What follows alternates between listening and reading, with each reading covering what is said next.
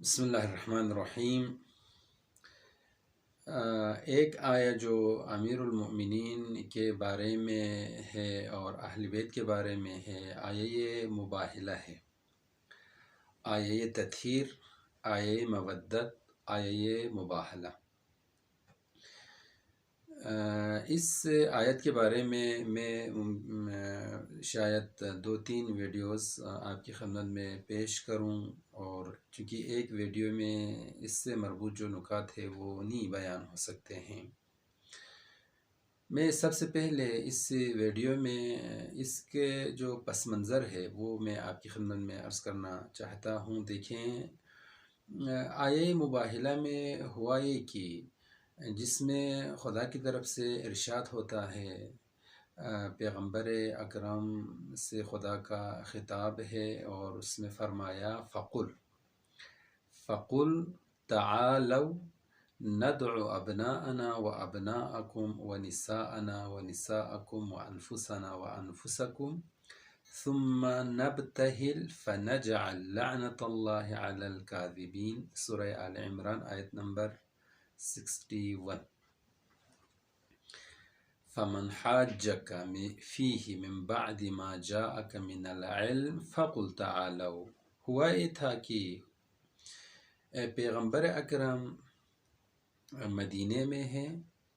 اور مدینے سے آگے فاصلے پر بہت بڑا علاقہ ہے نجران کا، اس میں مسیحی ساکن تھے، ان کی رہائش وہاں تھی۔ جس علاقے میں جو لوگ آباد تھے وہ دینی اور اعتقادی اعتبار سے مسیحیت اور مسیح کو ماننے والے تھے، مسیحی تھے، انجیل کو مانتے تھے، حضرت عیسیٰ کو مانتے تھے، دیندار، دین پرست اور آئین پرست لوگ تھے۔ پیغمبر اکرم نے جب مختلف حکمرانوں کو، مختلف افراد کے نام جب آپ نے خطوط لکھے کہ اسلام کی طرف آئیں، اسلام کو قبول کریں، تو انہیں بھی، نجران والوں کو بھی آپ نے خطوط لکھے۔ تو جب یہ خط ان تک پہنچا تو انہوں نے تسلی کے ساتھ، دقت کے ساتھ اس خط کو پڑھا۔ پڑھنے کے بعد انہوں نے کہا کہ ہم افراد سے، لوگوں سے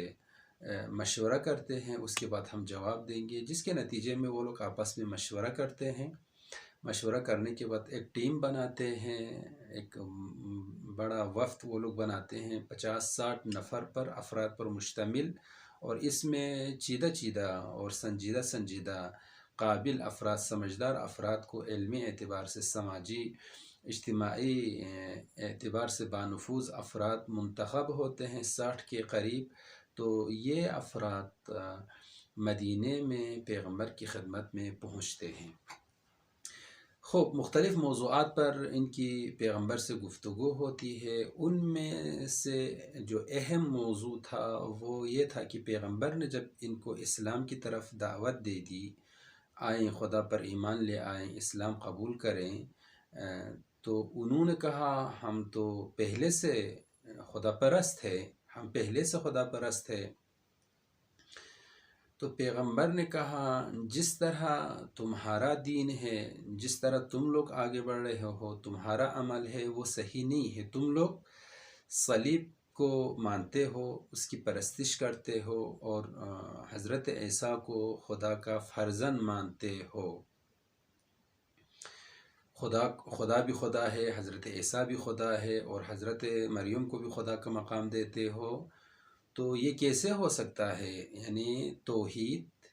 کے خلاف ہے، ایک خدا ہونے کے خلاف ہے، ایک کو ماننے کے خلاف ہے، ایک کے معتقد ہونے کے خلاف ہے حضرت عیسیٰ۔ تو انہوں نے کہا ہمارے نزدیک حضرت عیسیٰ بھی خدا ہے، خدا کا بیٹا ہے، اس لیے کہ وہ سارے کام جو عام انسان نہیں انجام دے سکتا ہے، اس کی قدرت میں نہیں ہے۔ جب ہم نے دیکھا کہ مریض کو آپ نے شفا دی، مریض آپ کی وجہ سے شفایاب ہوتے تھے، اور آپ کی وجہ سے مردہ زندہ ہوتے تھے، اور آپ کی وجہ سے یہ تو اس طرح انہوں نے وہ معجزات حضرت عیسیٰ کے ہاتھوں رونما ہوئے تھے، دیکھ کر حضرت عیسیٰ کو خدا کا بیٹا اور خدا کی حد تک انہوں نے ماننا، اس حد تک یہ لوگ آ گئے تھے۔ تو کہا کہ چونکہ حضرت عیسیٰ بغیر باپ دنیا میں آیا ہے تو یقیناً اس کا باپ جو ہے وہ خدا ہے۔ تو ایسے میں پیغمبر اکرم نے فرمایا اگر باپ نہ ہونے کی وجہ سے حضرت عیسیٰ خدا کا بیٹا ہے تو حضرت آدم بدرجہ اولا اس طرح سے ہونا چاہیے، چونکہ کم از کم حضرت عیسیٰ کی ماں تو تھی لیکن حضرت آدم کے والدین دونوں نہیں تھے، بغیر ماں بغیر باپ کے دنیا میں آئے ہیں۔ تو جو درجہ تم لوگ حضرت عیسیٰ کو دیتے ہیں، حضرت آدم کو بھی ایسا درجہ ملنا چاہیے۔ بحث و گفتگو کے بعد وہ لوگ قانع نہیں ہوئے، دیکھیں پیغمبر اکرم مکے میں 13 سال زندگی رسالت گزار کے مدینے میں آپ تشریف لاتے ہیں، مدینے میں 10 سال آپ زندگی رسالت گزارتے ہیں، جس کے نتیجے میں بہت سارے ایسے افراد جو مشرک تھے، کافر تھے، دہری تھے، بے دین تھے، دین اسلام قبول کرتے ہیں، آپ کی صداقت پر، آپ کی امانت پر، آپ کی دیانت پر، آپ کی ذات پر ایمان لے کر آتے ہیں، معتقد ہو جاتے ہیں، آپ کے ساتھ دیتے ہیں۔ یعنی بہت سارے افراد کافر ہو کر، دین سے باہر ہو کر آپ کی وجہ سے دیندار ہوتے ہیں، جبکہ یہ لوگ ایک طرح سے دیندار تھے، دین کے آئین سے یہ لوگ آشنا تھے، تعینات دین سے، تعلیمات دین سے یہ لوگ آشنا تھے، خدا سے، خدا کی حکمت سے، خدا کی خصوصیات سے، پیغمبر سے، حضرت اس طرح یہ لوگ دینی معلومات سے کسی حد تک، تعلیمات دینی سے کسی حد تک یہ لوگ آشنا تھے۔ تو مزید دیندار ہونے کے حوالے سے ان سے زیادہ کافر کو سخت ہونا چاہیے تھا، وہ لوگ صفر سے شروع کرنا چاہتے ہیں۔ تو کافر حضرات جو مکمل طور پر دین سے باہر تھے، پیغمبر کی ندا پر، صدا پر، دعوت پر لبیک کہہ کر مسلمان ہو جاتے ہیں، پیغمبر کے صحابہ بنتے ہیں، جبکہ یہ لوگ کسی حد تک دیندار ہونے کے باوجود خدا اور خدا کے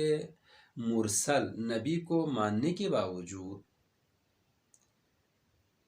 مزید آگے بڑھنے کے لیے یہ لوگ تیار نہیں ہے، دینی اعتبار سے یہ لوگ قانع ہونے کے لیے تیار نہیں ہے، ضدی ہے، اپنے اس پر ڈٹ جاتے ہیں، آگے راستے پر چلنے کے لیے تیار نہیں ہے، آگے کی طرف دروازہ کھول کر بڑھنے کے لیے تیار نہیں ہے، وہیں پر رکے رہنا یہ لوگ چاہتے ہیں۔ اس کے لیے شعور کی ضرورت ہے، بصیرت کی ضرورت ہے، سمجھ کی ضرورت ہے۔ کہنے کا مطلب یہ ہے کہ یہ لوگ جو کچھ پیغمبر نے دلیل پیش کی تھی، آپ نے جو ادلہ پیش کیے تھے، یہ سن کر قانع نہیں ہوئے تھے، جبکہ کفار قانع ہوئے تھے، جبکہ مشرکین قانع ہوئے تھے، لیکن یہ لوگ دین نما، یہ لوگ جو دین کے اندر آئے ہوئے تھے، دین کو قبول کرتے تھے، خدا کو قبول کرتے تھے، خدا کے رسول کو قبول کرتے تھے، انہوں نے پیغمبر کی بات پر، پیغمبر کے پیغام پر، پیغام اسلام پر